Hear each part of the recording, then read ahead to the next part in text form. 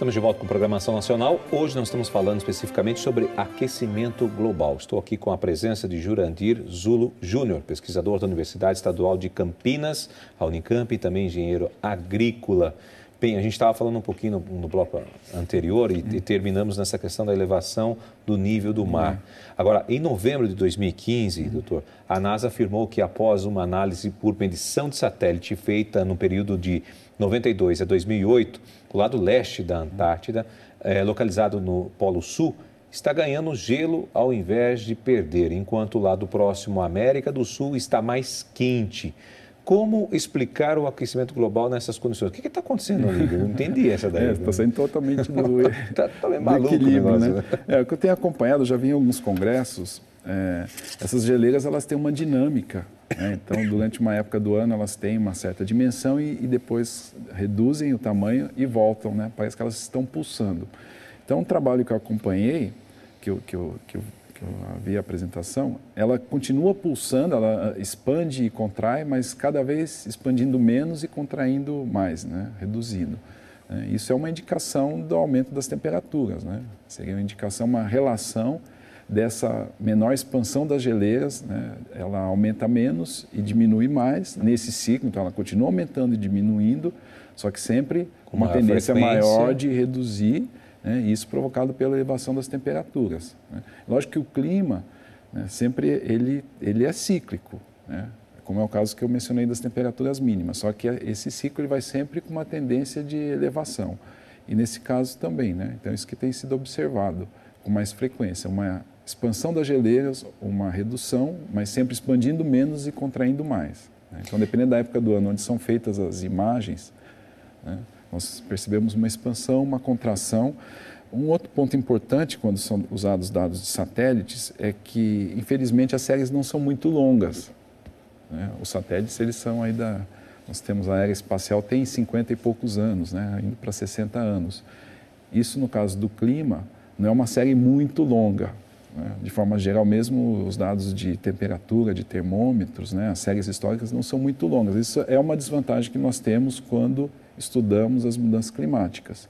A nossa série aqui de Campinas é uma série longa, é de 1890, é uma das mais longas do Brasil, né? Mas de forma geral nós não temos séries muito longas. Isso acaba sendo um desafio, uma isso é extremamente importante quando nós trabalhamos com a mudança do clima, né? Então aí tem que trabalhar com modelagem, com outras técnicas. Isso é uma desvantagem. Essas temperaturas meio malucas, vamos dizer assim, que a gente vê. De repente está o inverno, está maior calor, bate 35 graus em pleno inverno. Aí, de repente, está no verão, a temperatura despenca para 18 graus em pleno verão. Essa mudança fora de períodos e de contexto de época é um reflexo disso que o senhor está me falando aqui, questão dessa geleira aumentar, diminuir? Aqui na nossa região, as variações do clima são normais, elas são bem amplas mesmo, né? Então mas isso não tem intensificado nas últimas décadas? O que nós temos é as temperaturas mínimas, isso sim, elas têm aumentado. Nós não temos geadas significativas aqui na nossa região, no estado de São Paulo, desde 2000. As últimas geadas que provocaram um prejuízo na agricultura foram de 13 a 23 de julho de 2000. Então já faz 16 anos que nós não temos um resfriamento muito significativo. Antes nós tínhamos até uma estatística de tantos em tantos anos nós tínhamos uma geada severa, né, e assim por diante, geadas mais fracas.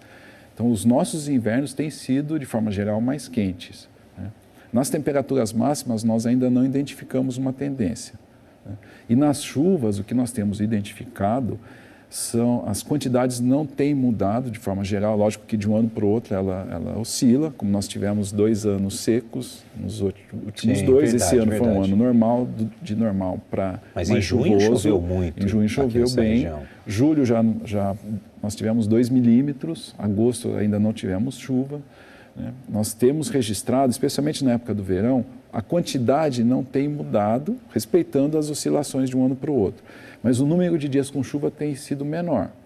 Ou seja, de forma geral, as chuvas têm sido mais fortes, né? Elas têm sido mais fortes. Então, quando nós temos chuvas, elas são chuvas, intensidade moderada a mais forte, que acabam provocando uma série de problemas nas cidades.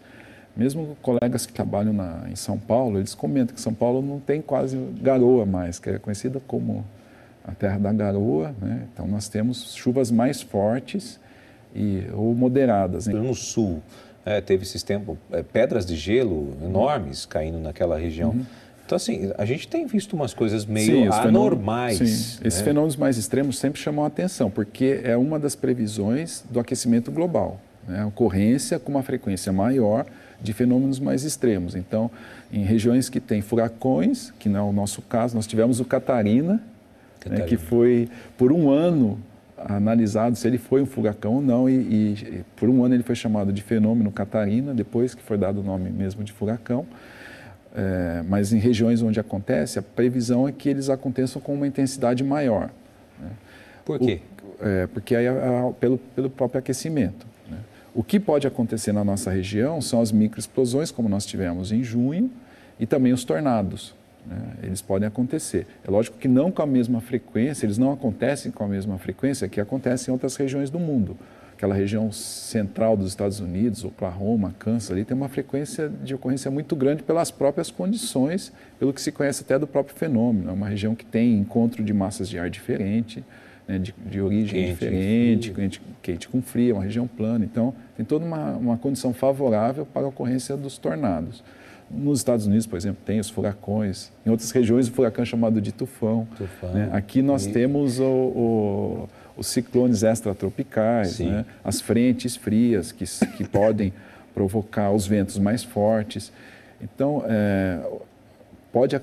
nós podemos ter, né, esses fenômenos, eles já são, a intensificação deles pode ser um sinal, né, um indício do aquecimento global, mas hoje também nós temos um registro maior. Isso também ajuda bastante os estudos que nós não tínhamos há alguns anos atrás. Então, hoje todas as pessoas quase têm um celular com uma câmera. Sim, tu consegue Então, isso ajuda bastante mostrar, os estudos, algo que há 5 anos, 10 anos nós não tínhamos, né? Quando acontecia algum fenômeno, como aconteceu um Itu, dependia de alguém com uma câmera, né, registrar. Aconteceu um tornado em Indaiatuba, no interior de São Paulo. Em São Paulo, onde nós conseguimos o registro de uma câmera da estrada, que monitora a rodovia, e de uma pessoa que estava fazendo uma festa, filmando e acabou registrando e nos enviou. Então, isso ajuda bastante. Quem estuda, né, todos esses fenômenos, ele necessita desses dados. Né?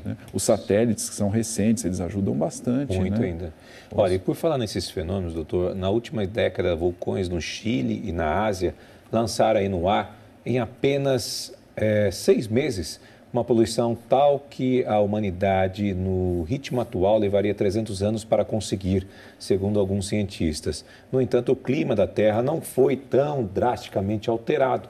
Diante disso, doutor, podemos afirmar que o ser humano é capaz de alterar tanto assim o clima da Terra, diante desse fato que está sendo apresentado? O que nós temos no caso dos vulcões, normalmente eles aumentam muito a quantidade de partículas na atmosfera e dependendo da erupção, essas partículas migram, né, por todo o globo e sempre que há uma grande erupção, como nós tivemos no Pinatubo, no México, na década de 80, há sempre uma redução das temperaturas no ano seguinte. Né? Então, é pela quantidade de partículas. Isso até motivou alguns pesquisadores a elaborarem uma forma de redução das temperaturas. Né? Isso já foi até divulgado com espelhos, com alguns materiais que refletissem a energia solar, né? Não deixassem ela chegar até a Terra, porque é basicamente o que acontece com a erupção vulcânica. Ela lança uma quantidade muito grande de partículas e elas acabam refletindo a radiação solar e por isso que não há um aquecimento. Né? Todo esse sistema é muito complexo. Né? Então, os vulcões têm em um determinado momento, tem a sua importância. Né? A atividade humana, sem dúvida, é um fator novo. Ela pode influenciar? Pode. A erupção vulcânica, até onde eu sei, não. Não, é todo um outro processo do interior da Terra. Né? Ele é um processo bem do interior da Terra. Mas, sem dúvida, em determinados momentos, a erupção acaba tendo uma importância grande, como aconteceu nessas grandes erupções que lançaram uma quantidade muito grande de partículas. Bom, esse é o Programação Nacional. Nós estamos falando hoje sobre aquecimento global. Estou aqui com o Dr. Jurandir Zulo Júnior, pesquisador da Universidade Estadual de Campinas. Nós vamos para um rápido intervalo. Nós vamos voltar falando um pouquinho sobre como é que fica essa questão de produção de alimentos diante de toda essa situação climática no país e tudo mais. Tem muito assunto aqui para ser debatido ainda no Ação Nacional. Fique com a gente, voltamos já.